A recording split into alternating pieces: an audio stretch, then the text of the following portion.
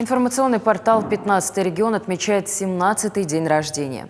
Оперативность – главный конек корреспондентов портала.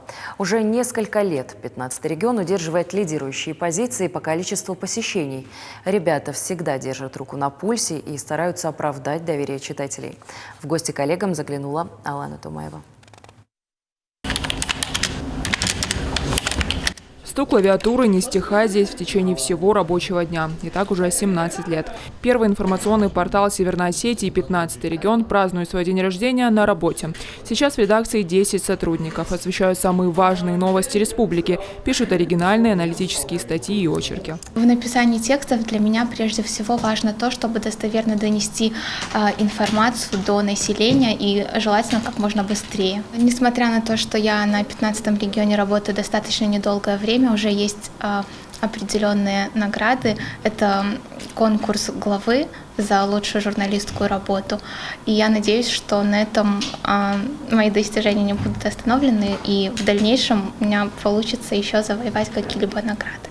Свою работу редакция не прекращала ни на один день. В период пандемии работали в усиленном режиме. В месяц на портале выходило более 300 авторских материалов. А в мае прошлого года зафиксировали рекордное количество просмотров – порядка 200 тысяч. Контент не только на русском языке. Все важные материалы сразу переводят на осетинский. Мы являемся одним из ведущих порталов Северной Осетии. Для нас, естественно, важны наши национальные традиции.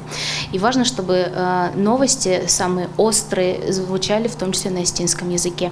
Помимо аудио, которые могут прослушивать люди с проблемами со зрением, у нас есть вкладка, которая выглядит следующим образом. Рядом с текстом есть вкладка «Иронау». Вы кликаете на нее и переходите непосредственно на страницу, где текст уже переведен профессиональным переводчиком. Кроме того, законопроектом предусматривается оплата дополнительных расходов, связанных с медицинской, социальной и профессиональной реабилитацией работников здравоохранения. Помимо текстового контента на портале выходят фото, видео и аудиоматериалы. С лета 2019 года запустили аудирование новостей. Это сделали для слабовидящих людей. Формат аудионовости оказался популярным. Исключение составляют только большие новости, либо статьи.